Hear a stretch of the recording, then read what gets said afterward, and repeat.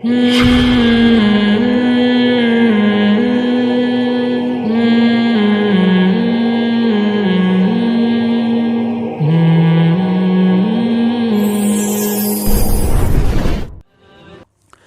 صاحب جس طرح آپ نے سنت غیر موقدہ اور نفل نماز کا طریقہ بتایا، کیا سنت موقدہ اسی طرح پڑھیں گے؟ نا سنت موقدہ کا طریقہ غیر موقدہ سے مختلف. سنت موقدہ میں اتحیات کے بعد درود شریف نہیں پڑھیں گے، کھڑے ہو جائیں گے سیدھا، اور ثنا نہیں پڑھیں گے، سورہ فاتحہ شروع کر دیں گے. ایک اشکال ہے، آپ پر تنقید کرنا مقصود نہیں، میں صرف اپنی اصلاح چاہتا ہوں. استاد جی آپ نے کہا تھا کہ دعا کا ثبوت کہیں سے ثابت نہیں. استاد جی میں نے فتاوی رحیمیہ میں پڑھا ہے دلج ششم میں، جو حضرت مولانا مفتی سید عبدالرحیم لاجپوری صاحب رحمہ اللہ نے صفحہ نمبر 39 سے 52 کے درمیان میں فرض نماز کے بعد اجتماعی دعا کا ثبوت دیا. استاد جی آپ اصلاح فرما دیں.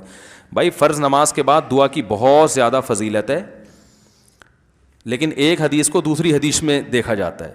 نبی نے فرمایا سب سے زیادہ دعا قبول ہوتی ہے فرض نماز کے بعد، لیکن دوسری حدیث میں سے پتہ چلتا ہے کہ نبی صلی اللہ علیہ وسلم نے اس طرح ہاتھ اٹھا کے نماز کے بعد اجتماعی دعا نہیں مانگی.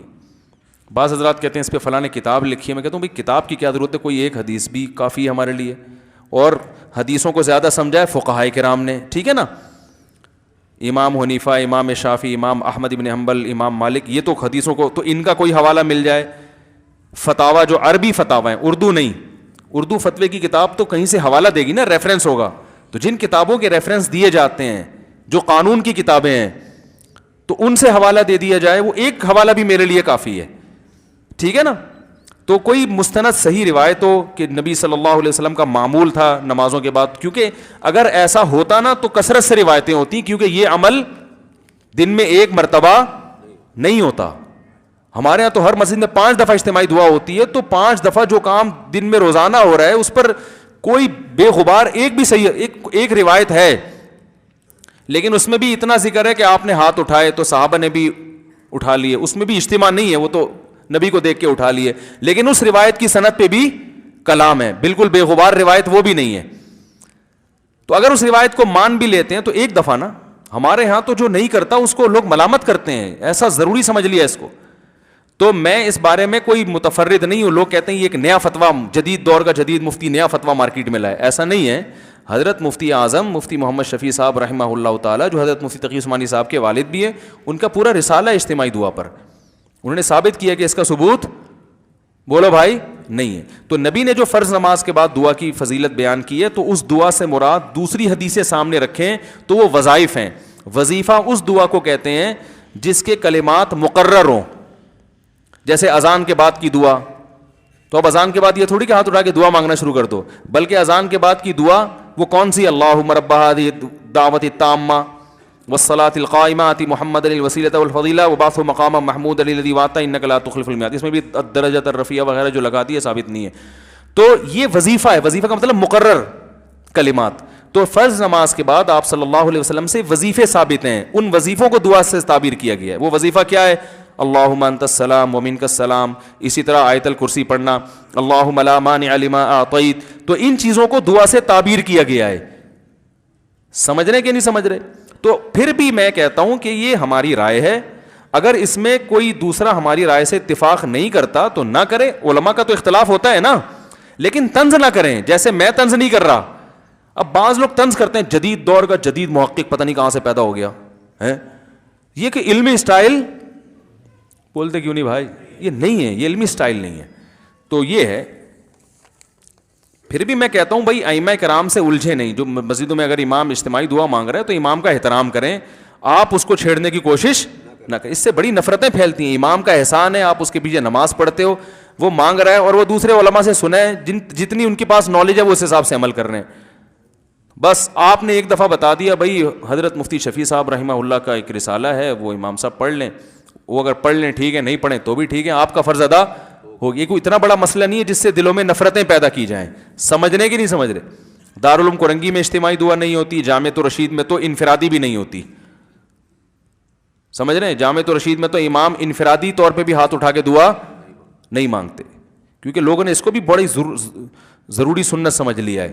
تو یہ ہماری رائے میں ثابت نہیں ہے. یعنی اس کا اتنا التزام کبھی کبھار ہو تو ٹھیک ہے، تعلیم کے لیے کبھی کبھار ٹھیک ہے، لیکن پھر بھی مسئلہ اختلافی اگر کوئی کر رہا ہے تو میں اس کو برا نہیں کہہ رہا، اس کے علم پر اعتراض نہیں کر رہا، اس کو اہل سنت سے خارج نہیں کر رہا.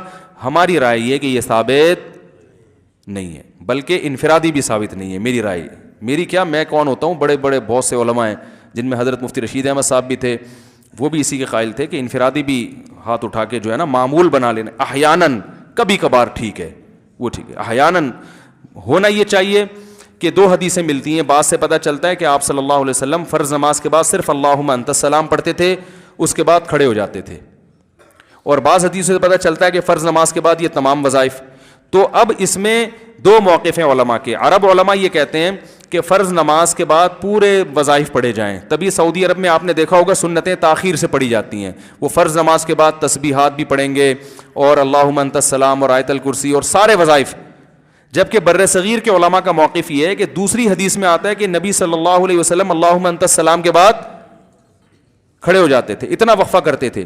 تو اس سے پتہ چلتا ہے کہ فرض نماز کے بعد اللہم انت السلام پڑھ کے بیٹھ جانا چاہیے، باقی جو لمبے وظائف ہیں وہ سنتوں کے بعد ہونے چاہیے. تو انہوں نے اس حدیث کو اصل بنایا، اس میں تعویل کی بر صغیر کے علماء نے. وہ تعویل یہ کی کہ جس حدیث میں آتا ہے نا فرض نماز کے بعد، اس سے مراد ہے کہ فرض نماز کی تکمیل کے بعد، مکمل جب ہوتی ہے جب سنتیں بھی ہو جائیں، تکمیل ہو جاتی ہے نا اس سے. تو اس طرح دونوں حدیثوں میں کیا ہو جائے گی، تطبیق. جن حدیثوں میں سنتیں جلدی پڑھنے کا ہے وہ بھی اس پر بھی عمل ہو جائے گا، اور جن حدیثوں میں آتا ہے کہ فرض کے بعد یہ وظائف پڑھے جائیں اس پہ بھی عمل ہو جائے گا سنتوں کے بعد پڑھنے سے، کیونکہ وہ بھی فرض ہی کے بعد کہلاتی ہیں نا. لیکن عرب علماء کی رائے یہ کہ نہیں، وہ حدیث کے ظاہر کو لیتے ہیں. تو دونوں رائے ٹھیک ہیں. لیکن یہ جو ہاتھ اٹھا کے ہمارے ہاں دعاؤں کرنے کا معمول ہے، یہ ہماری رائے میں نہ فقہ سے ثابت ہے، فقہ کی مستند کتابیں، بلکہ اس کے خلاف ثابت ہے. فتاوی عالمگیریہ میں یہ لکھا ہوا ہے کہ فقہ حنفی کی مستند کتاب ہے نا فتاوی عالمگیریہ، اس میں لکھا ہوا ہے کہ امام کو چاہیے کہ فرض نماز کے بعد اللہم انت السلام کے بقدر بیٹھے اور پھر اٹھ کے کھڑا ہو جائے. اس میں یہ نہیں لکھا ہوا کہ دعا مانگے، وہ اللہم انت السلام پڑھے اور اس کے بعد کھڑا ہو جائے. تو فقہ میں تو بہت گہرائی میں جا کے جزیات لکھی، فقہ کی بڑی بڑی کتابوں کی بات کر رہا ہوں، چھوٹی موٹی کتابوں کی نہیں. پھر بھی میں اتنا ظرف کر کے کہہ رہا ہوں بھائی اگر اتفاق نہیں ہے تو کوئی مسئلہ نہیں ہے، اس پہ لڑنے کی پھڈے کی ضرورت. بولتے کیوں نہیں بھائی؟ بعض لوگوں نے کچھ مسائل کو دیوبندیت کا معیار بنا لیا ہے. وہ کہتے ہیں یہ نہیں ہے تو یہ دیوبندی سے نکل گیا، پھر اہل سنت سے نکل گیا، پھر تھوڑے دنوں میں اسلام سے پتلی گلی سے نکل گیا. تو ایسا اتنا گلی کو تھوڑا چوڑا رکھو بھائی، کوئی نکلنا چاہے تو ٹائم لگے اس کو نکلنے میں. تو اتنے چھوٹے چھوٹے مسائل میں میں نہیں مانگتا دعا نماز کے بعد، اخپل طریقے سے مختصر سی اپنی طور پہ مان لیتا ہوں. مؤذن صاحب کتنی لمبی گردان چلاتے ہیں نا، ہماری مسجد کے مؤذن صاحب تو پورا میرا بھی کفارہ وہ ادا کر لیتے ہیں پوری ماشاءاللہ تفصیل سے. تو میں نے ان کو بھی کبھی نہیں کہا کہ نہیں کرو، آئی بات سمجھ میں. 11 سال میں ایک دفعہ ان کو نہیں کہا کہ مولوی صاحب یہ دعا نہ مانگے.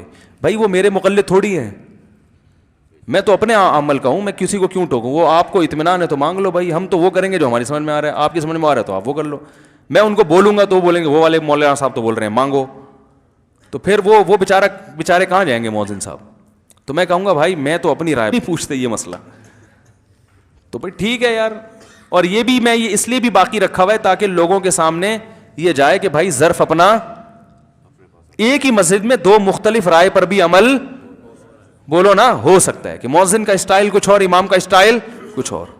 پھر بھی برداشت کرنا سیکھو اللہ کے بندو. یہ کوئی مسئلہ ہے کہ میں گریبان سے پکڑوں مؤذن صاحب تم نے کیوں کیا، چھوڑو برداشت کرو. کوئی اتنا اس سے بڑے بڑے مسائل ہیں، لوگوں کے سر پہ بال نہیں اگ رہے، یہ زیادہ بڑا مسئلہ ہے. کم عمری میں بال گر رہے ہیں. میں تو جب چرنا سے میں نے چھلانگ لگائی نا تو پہلی دفعہ کیمرے سے اپنے آپ کو اوپر سے دیکھا میں نے. ہم تو شیشے میں سامنے سے دیکھتے تھے، اوپر کا کیا حال ہے. تو وہ اوپر سے جب ویڈیو بنی ہے تو میں نے جب اپنا سر کا حال دیکھا میں نے کہا یہ تو رفع الیدین کا مسئلہ تو بھائی بات کا مسئلہ ہے یار. یہ تو اوپر کے حالات بہت خراب ہو چکے ہیں. تو یہ تو کیا ہے شادیاں وادیوں کی باتیں اور یہ سب کیا باتیں یار. یہ تو لوگ بولیں گے اوپر سے تو آپ خالی ہو. تو ہم نے اپنے بالوں کا علاج کرا، اللہ کا شکر ہے کافی. وہ ایئرپورٹ ختم ہو گیا کم از کم، وہ جو بالکل ہی عجیب سا حساب کتاب تھا نا وہ ختم ہو گیا. تو وہ خطرناک حد تک جو حالات خراب تھے، اگر میں اس کو چھوڑ کے مؤذن صاحب کے پیچھے لگ جاتا تو جو سائڈوں کے بال ہیں وہ بھی ختم ہو جاتے. تو اس لیے بھائی پھڈے بازی نہیں کرو، جھگڑے نہیں کرو، نفرتیں نہیں پھیلاؤ علم کے نام پہ. لوگ جو دین سے ویسے ہی دور ہیں بولیں یار ان مولویوں کے پھڈے ہی ختم نہیں ہوتے. ایک کہتا ہے یہ بدعت ہے، دوسرا کہتا ہے فرض ہے. ایک عالم کی رائے کوئی اگر کوئی ہمیں عالم سمجھتا ہے, ہم تو کوئی نہیں ہے, کوئی رائے اس نے بیچارے نے پیش کر دی ہے, بولو بھائی مفتی صاحب کی رائے جن کی سمجھ میں آ رہی ہے وہ فالو کر لیں, نہیں آ رہی تو بھائی تمہیں پھر جس کی سمجھ میں آ رہی ہے تم اس کو فالو کر لو, کیا خیال ہے, ایسا کر لو. تو ہمیں یہ والی رائے سمجھ میں آ رہی ہے تو اس پہ طنز, یہ والی رائے سمجھ میں آ رہی ہے تو اس پہ طنز نہ دیں, تانے وانے نہ دیں پلیز. کافی ہو گیا میرا خیال ہے, انگلش میں تو پلیز ہی کہہ سکتے ہیں نا. اور باقی سوال کے جواب کل, بہت زیادہ ٹائم ہو گیا بھائی. دولہا بھائی بہت معذرت, ٹھیک ہے نا. تو اللہ تعالیٰ سمجھنے کی عمل کی توفیق عطا فرمائے. سبحانک اللہم و بحمدک نشہد ان لا الہ الا انت.